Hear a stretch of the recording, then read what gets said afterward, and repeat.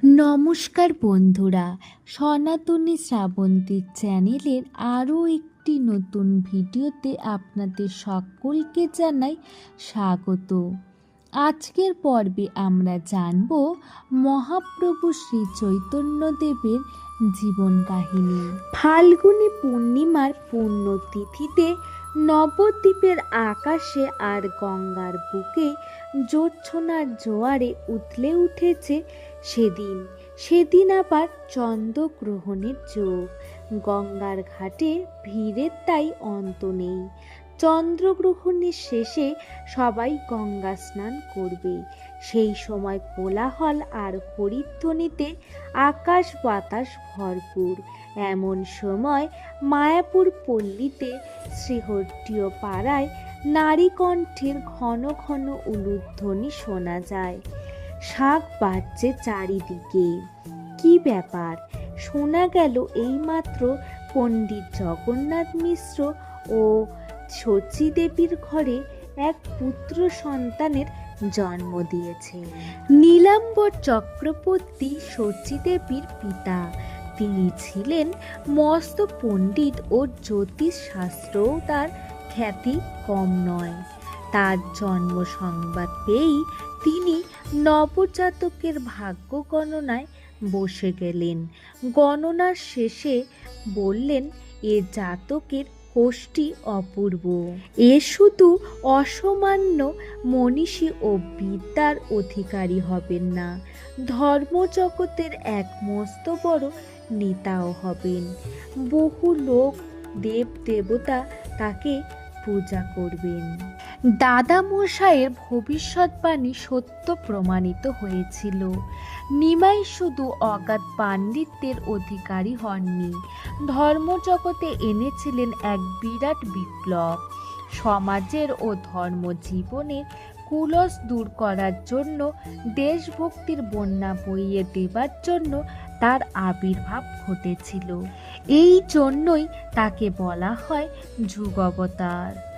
ভুবন ভোলানো রূপ নিমাইয়ের একবার দেখলেই চোখ ফেরানো কঠিন। মা যশোদা যেমন তার নয়নমণি শ্রীকৃষ্ণকে সাজাতেন, তেমনি মা শচী মাতাও সাজিয়ে দিতেন নিমাইকে। তিনি ছিলেন ভারতবর্ষের আবির্ভূত এক বহু লোকপ্রিয় বৈষ্ণব সন্ন্যাসী ও মহাপুরুষ এবং ষোড়শ শতাব্দীর বিশিষ্ট সমাজ সংস্কারক। তাহাকে শ্রী রাধাকৃষ্ণের যুগল প্রেমাবতার বলা হয়। শ্রীকৃষ্ণ চৈতন্য ছিলেন শ্রীমদ্ ভাগবত পুরাণ ভক্তিযোগ ভগবত দর্শনের বিশিষ্ট প্রবক্তা ও প্রচারক। তিনি বিশেষত পরম সত্তা রাধা ও কৃষ্ণের উপাসনা প্রচার করেন। জাতি ধর্ম নির্বিশেষে ব্রাহ্মণ হইতে ক্ষুদ্র ও গোষ্ঠী পর্যন্ত শ্রীহরি নাম ভক্তি ও হরে কৃষ্ণ মহামন্ত্র বিতরণ করেন, যা শ্রী কলি সন্তরণ উপনিষদে ও শ্রী পদ্ম পুরাণে পূর্ববর্তী সংবাদে উল্লেখিত রয়েছে। যা শ্রী কলি সন্তরণ উপনিষদে ও পদ্ম পুরাণে হরপার্বতী সংবাদে উল্লেখিত রয়েছে। হরে কৃষ্ণ মহামন্ত্রকে এই কলিযুগের জড়জগৎ হইতে মুক্তি পাইয়া পরমার্থিক ধামে যাবার একমাত্র পন্থা হিসাবে গণ্য করা হয়। বাংলা তথা ভারতের নবজাগরণের ক্ষেত্রে নদের নিমাইয়ের গুরুত্ব ও প্রভাব ছিল অপরিসীম। একদিকে মুসলিম শাসন, অন্যদিকে ক্ষত্রিয়ষ্ণু হিন্দু সমাজে জাতপাত প্রথার প্রবল বাধ্যবাধকতা, এই দুয়ের মাঝে পড়ে তৎকালীন বাংলার সামাজিক সাংস্কৃতিক ঐক্য ও ধর্মীয় কাঠামো ভেঙে পড়ার উপক্রম হয়। ঠিক সেই সময়ই চৈতন্যদেবের আবির্ভাব নবদ্বীপকে সারা ভারতের শ্রেষ্ঠ ধর্মীয় মানবতাবাদের চর্চার কেন্দ্র হিসাবে প্রতিষ্ঠা দিয়েছিলেন। বাংলা সাহিত্য ও ধর্মগ্রব প্রাণের স্পন্দনে জেগে উঠেছিল। নতুন করে লেখা হয়েছিল বাংলার ইতিহাস। পিতা জগন্নাথ মিশ্রের শাস্ত্রচর্চা ও জ্ঞান অর্জন অসীম গুণ যে পুত্র বিশ্বম্বরকে দিয়েছিলেন তা তিনি অতি অল্প বয়সেই বুঝে গিয়েছিলেন। তৎকালীন সময় দিগ্বিজয়ী অধিক পণ্ডিত কেশব কাশ্মীরিকে তর্কশাস্ত্রে পরাজিত করার মাধ্যমে তিনি তা দেখিয়েছিলেন। এরপর বিশ্বম্বর সন্ন্যাস ধর্ম গ্রহণ করে গৃহত্যাগ করেন। পুত্র বিশ্বম্বরের গৃহত্যাগের পর পিতা জগন্নাথ মিশ্রের মৃত্যু হয়। এরপর নিমাই পিতৃপিণ্ডদান উপলক্ষে তার গয়া গমন এবং সেখানে ঈশ্বরপুরীর সঙ্গে সাক্ষাৎ ও গোপাল মন্ত্রের দীক্ষা গ্রহণ নিমাইয়ের জীবনে বিস্ময়কর পরিবর্তন এনে দিয়েছিল। নবদ্বীপে তিনি এসেছিলেন ঠিকই, কিন্তু শিক্ষাভিমিনী পণ্ডিত থেকে কৃষ্ণ ভাবময় ভক্তি দেখে তার মনোজগতের অপ্রত্যাশিত পরিবর্তন দেখে অদ্বৈত আচার্যের আত্মস্বাধীন নবদ্বীপের বৈষ্ণব সমাজে অত্যন্ত চমকিত হন। টোল চতুষ্পাটি ছেড়ে হরিভক্তিদের নিয়ে তিনি কৃষ্ণ নাম সংকীর্তনে মেতে ওঠেন। কঠোর বৈরাগ্য সাধনের প্রবচনায় কাটোয়ার কেশব ভারতীয়র কাছে সন্ন্যাস ধর্মে দীক্ষিত হন। সংসারে ধর্ম ত্যাগ করে শ্রীকৃষ্ণ চৈতন্য নাম তিনি ধারণ করেন।